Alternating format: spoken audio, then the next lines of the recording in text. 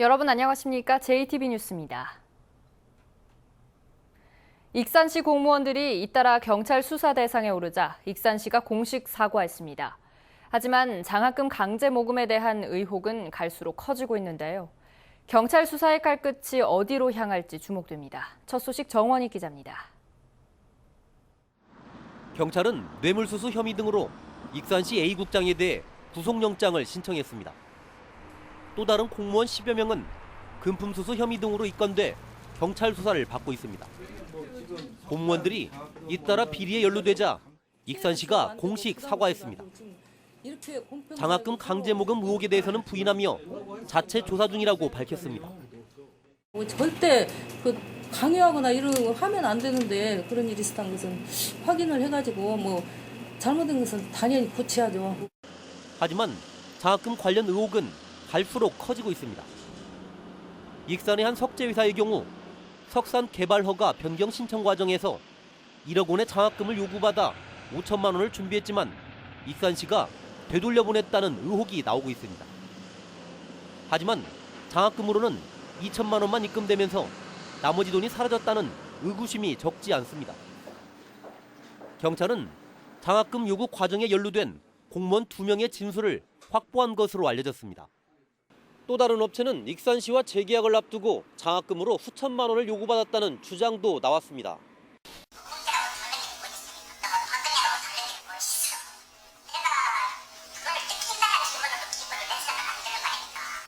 경찰은 익산시가 더 많은 업체들로부터 사업 인허가나 재계약 등을 빌미로 장학금을 거둬들인 것으로 보고 있습니다.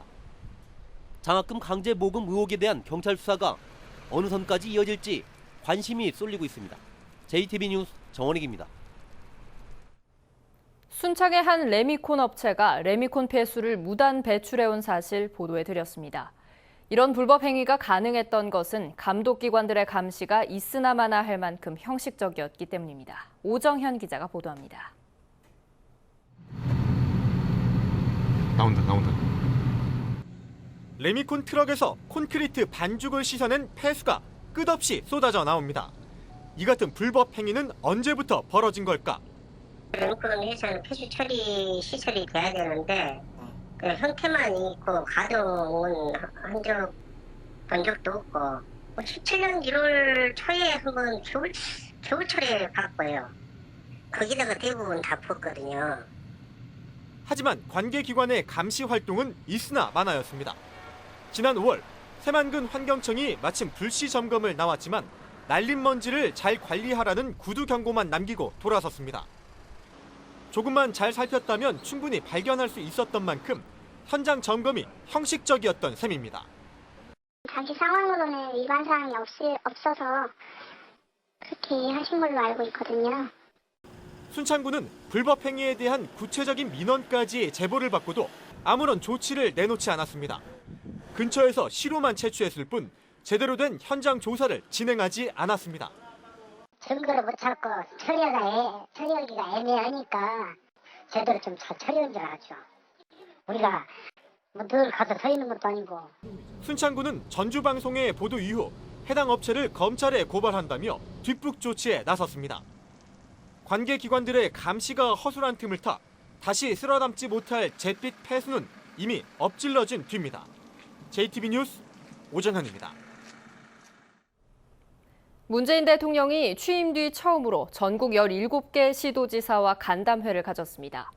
문 대통령은 이 자리에서 전북 현안에 대한 지원을 다시 한번 약속했습니다. 앞으로 지방 분권을 강화하겠다는 의지도 밝혔습니다. 보도에 송창용 기자입니다. 문재인 대통령과 전국 17개 시도지사가 한자리에 모였습니다. 문 대통령 취임 이후 첫 만남입니다. 각 시도 현안에 대한 얘기가 오간 이 자리에서 송화진 도지사는 탄소산업 클러스터 조성과 스마트 농생명 산업 육성, 혁신도시 시즌2 사업 등에 대한 지원을 건의했습니다. 또한 군산조선소 정상화 지원을 당부했습니다. 이에 대해 문 대통령은 스마트 농생명 밸리와 탄소성장 중심도시, 사회적 경제 혁신파크 등 공약사항을 해당 부처를 통해 심도 있게 진행하겠다고 말했습니다. 군산조선소 문제는 국무총리를 통해 해결하고 있다고 답했습니다. 총리를 통해서 지금 현대 측과 밀접한 접촉을 하고 있기 때문에 조만간에 이에 대한 답이 있을 것으로 기대해도 좋다, 이런 말씀을 들었습니다. 문 대통령은 이에 앞서 모두 발언을 통해 내년 지방선거 때 개헌을 통해 연방제에 버금가는 강력한 지방 분권제를 만들겠다고 밝혔습니다. 그 첫걸음의 하나로 전국 시도지사가 참여하는 제2국무회의 신설을 약속했습니다.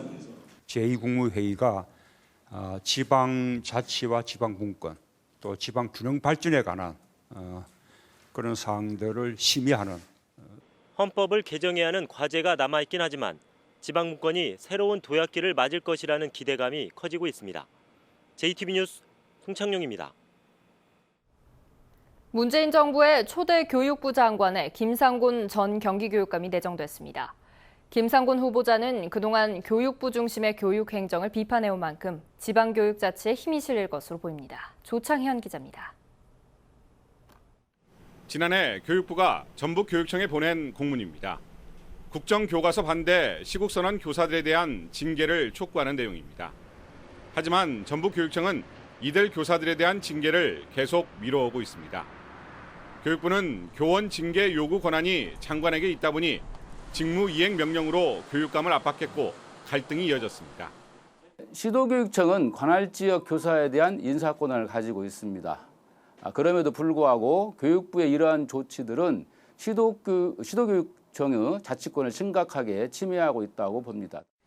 자사고 등 자율학교의 지정 취소 권한도 교육감에게 없고 교장 임명권도 사실상 중앙정부가 행사합니다. 하지만 새로운 교육부 장관이 취임하면 교육부의 상당수 권한이 지방교육청으로 이양될 것으로 보입니다. 8년간 경기교육감을 지낸 김상곤 후보자는 그동안 교육부 중심의 교육행정을 강하게 비판해왔습니다. 현재 교육감의 업무 가운데 대다수가 국가 위임 사무인데 이런 사무를 이행하는 과정에서 교육청의 실질적인 권한을 보장해 줄 것이라는 전망이 나옵니다. 교육부의 일방적인 지시가 아닌 지방교육청과의 소통과 협력을 통한 교육 개혁도 기대되고 있습니다. 이와 함께 전교조 전임자 해고 문제와 시국선언 교사 훈포장 배제 등 각종 갈등 사항도 원만히 해결될 수 있을지 주목됩니다. JTB 뉴스 조창인입니다. 전북 지역의 모내기가 어느덧 마무리 단계에 접어들었습니다. 농민들은 한 해 농사에 대한 희망보다는 쌀값이 계속 떨어지면서 벌써부터 수확철을 걱정하고 있습니다. 이승환 기자입니다. 초여름 땡볕 속에 농민들이 분주하게 모내기를 하고 있습니다. 지역별로 조금씩 차이가 있지만 전북에서는 90% 이상 진행되었습니다. 한 해 농사가 본격적으로 시작됐지만 농민들의 표정은 그리 밝지 않습니다. 지금 모내기가 90% 마쳤는데도 지금 가을에 쌀값이 어떻게 형성이 될까 그거에 대해서 불안합니다. 쌀값은 최근에도 계속 하락하면서 80kg 한 가마에 12만 6천 원대까지 떨어졌습니다. 쌀 재고량은 지난해보다 32%나 많습니다. 소비가 주는 만큼 생산량도 줄이는 게 쌀값 안정에 가장 효과적인 대안으로 꼽히고 있습니다. 특히 생산 조정제는 타작물 전환 등을 통해 가지고 예를 들면 사료용 전환이라든지 보리나 콩 이런 거 정물시켜서 생산을 조정을 하는 부분이 가장 큰 중요한 대안이지 않을까 싶습니다. 하지만 기획재정부의 반대로 올해도 생산 조정제는 도입하지 못했고 이미 모를 다 심어서 하반기 시행도 어렵습니다. 농림부는 문재인 대통령의 공약에 따라 내년에는 1,500억 원을 투입해서 5만 헥타르의 논에 다른 작물을 심도록 한다는 계획이지만 당장 올해가 걱정입니다. 이대로 간다면 지난해처럼 또다시 풍년을 걱정하는 상황을 맞게 될지도 모를 일입니다. 한 해 농사의 시작인 모내기가 마무리되고 있지만 올해는 시작부터 희망보다는 수확철에 대한 걱정이 앞서고 있습니다. JTB 뉴스 이승원입니다.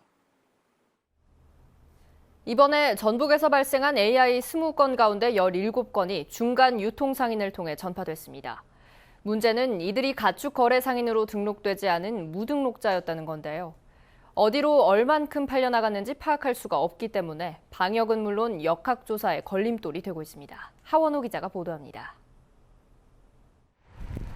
익산의 이 중간 유통상인은 이번 AI의 진원지인 군산 서수농장에서 닭 100여 마리를 사들여 군산과 익산 3내 시장에 팔았습니다.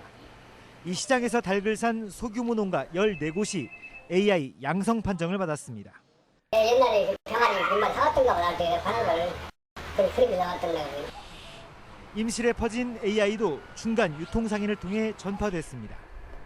이번에 전북에서 발생한 AI 20건 가운데 무려 17건이 이들을 통해 감염된 것으로 역학조사 결과 드러났습니다. 이들은 모두 가축 거래를 등록하지 않은 이른바 미등록 상인입니다. 가축 거래 상인이 되려면 소정의 교육을 받고 자치단체에 등록해야 합니다. 또 가축의 거래 내역을 장부에 기재하고 이를 1년 이상 보관해야 합니다. 도내 자치단체에 등록된 가축 거래 상인은 42명에 불과합니다. 상당수의 가축 유통상인들이 법의 테두리를 벗어나 음성적으로 가축을 거래하고 있는 겁니다. 가축 거래 상인으로 등록되면 가축 운반 차량에 위치 추적 장치가 부착돼 이동 경로를 파악할 수 있습니다. 하지만 미등록 거래상의 경우 가축 이동 경로는 물론 어디로 얼마만큼 팔려 나갔는지 확인하기 어렵습니다.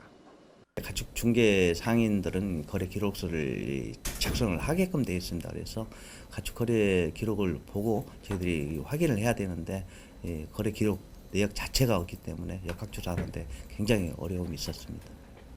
전라북도는 등록 없이 가축을 거래한 김모 씨 등 2명을 축산법 위반 혐의로 경찰에 고발했습니다. 전통시장 등에서 산닭을 잡아 판매하는 상인들 역시 시설 지원을 통한 양성화가 필요합니다.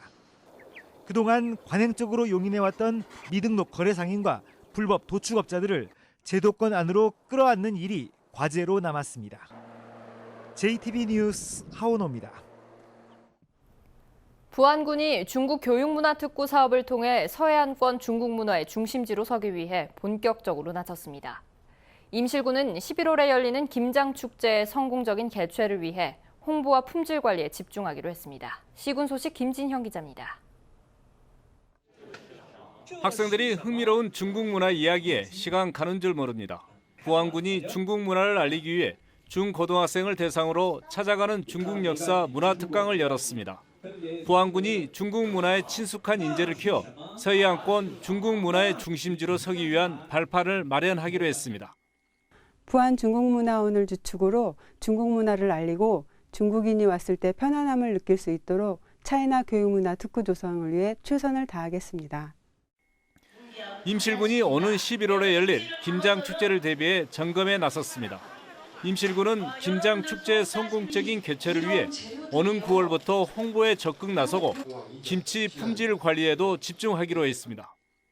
양념식품 생산자 조직화 교육을 바탕으로 제2회 임실 아삭아삭 김장 페스티벌의 성공적 추진을 도모하고자 합니다. 무주군 의용소방대의 소방기술경연대회가 의용소방대원 등 500여 명이 참여한 가운데 열렸습니다.